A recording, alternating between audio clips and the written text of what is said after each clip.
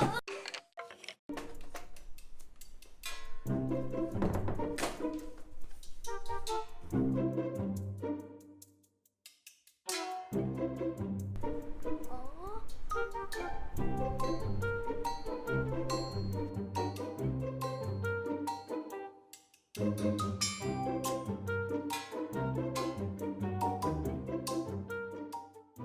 อ้อันนี้น่าจะเป็นบ้านในคาเฟ่เลยนี่มันคาเฟ่เทเบิลนี่นะแล้วก็แค่หาของแล้วเราสามารถสร้างอะไรก็ได้แล้ว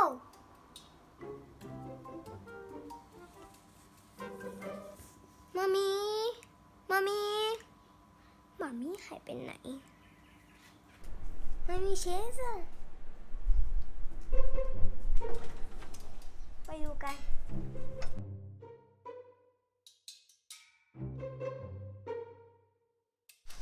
เพชร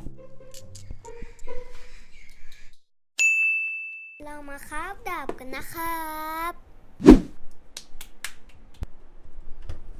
ได้มาแล้วดาบไดมอนด์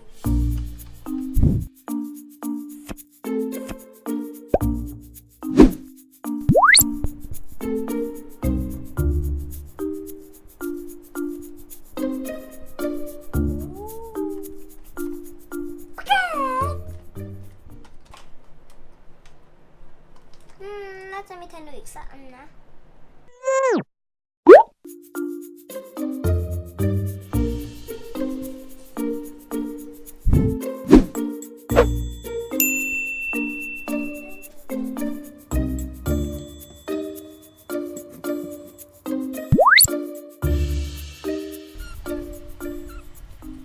นี่มันต้องน่าจะมีทอร์ชนะ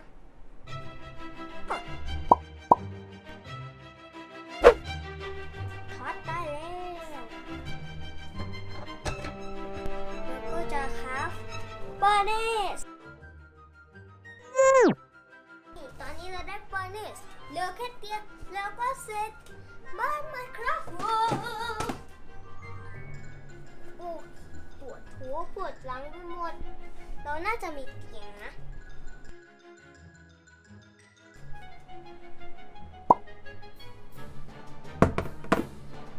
ปัง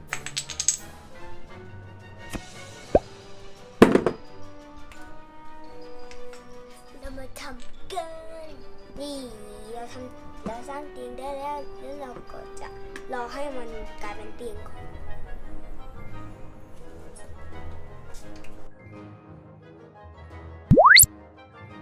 เย้ได้เตียงแล้ว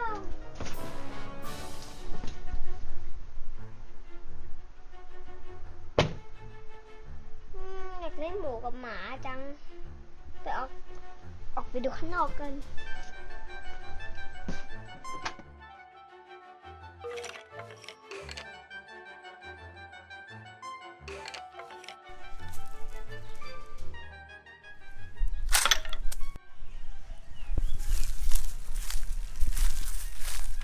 ได้กระดูกแล้วเราไปหาหมากัน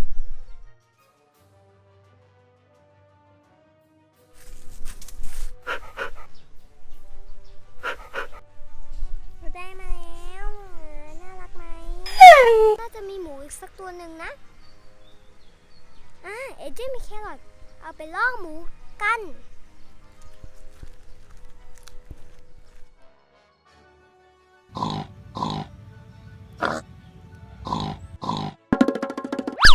นอนกับสำเร็จจิ้นแล้วครับ